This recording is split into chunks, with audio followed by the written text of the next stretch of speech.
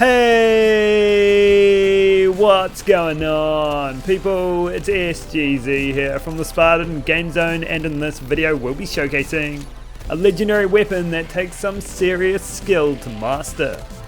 Most weapons in the Borderlands are pretty plug and play and don't take much skill to use. That bar goes up with single shot sniper rifles or when having to account for strange projectile patterns, and this SMG has a unique difficulty barrier that has to be overcome to achieve its full power. I'll be letting you know what that is, explain where you can get one, and how you can have it performing at its best.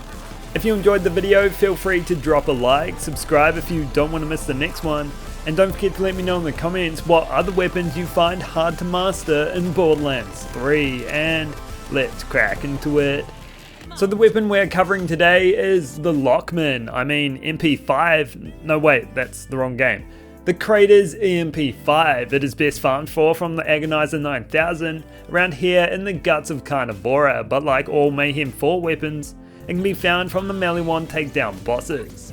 Its drop rate is low, especially when above Mayhem 6, and it can only come in kinetic, which keeps its performance decent across all health bars, but without the option to excel against any of them, so I recommend a URAD or next to Mag's anointment to give it an elemental flavour. It handles well, fires quickly, but does have a small magazine size, especially with the more powerful variants, so I recommend against picking up a multi-shot version. It grants a 20% boost to your move speed, which is the biggest single boost an item can give you, aside from a double roll on your artifact. But the real kicker is what happens when your feet leave the ground. While airborne, it'll be twice as accurate, and you'll deal almost double the critical hit damage, sitting at a nice 80% increase. That is significant, and if you can pull it off, you will cut down your enemies. To use this gun at maximum efficiency, you need to channel your inner Call of Duty Sweatlord and bunny hop across the Borderlands. You'll need to maintain as much airtime as possible while landing those criticals, and that's no easy task, but hey, you might unlock some sweet camos.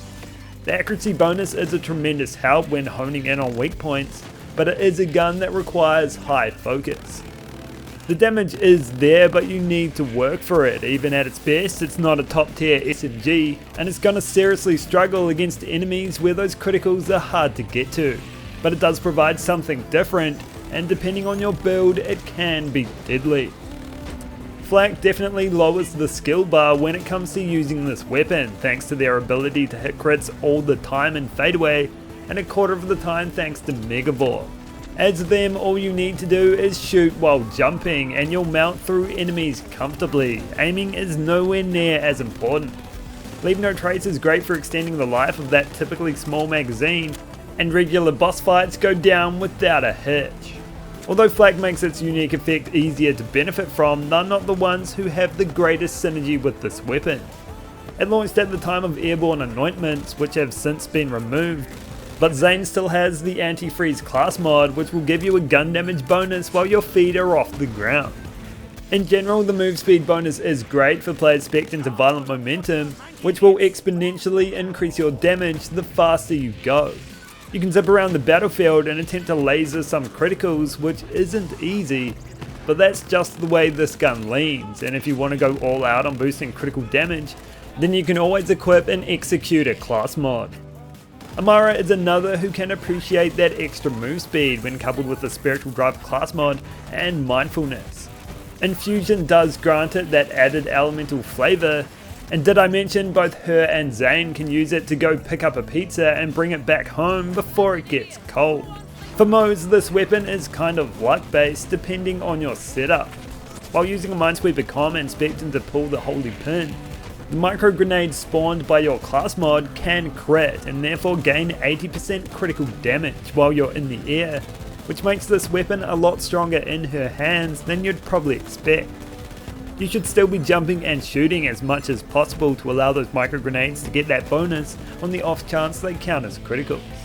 Overall, the Kratos MP5 is certainly a unique SMG that takes more skill to use than your standard weapon. You can stay on the ground and do okay, but it really comes into its own when you test out those quads and put your head in the clouds. So that's all for this video. I hope you enjoyed it, learned about the creator's EMP5 and how you can make the most out of this gun. If you did, consider dropping a like or subscribing, and I'll catch you in the next one.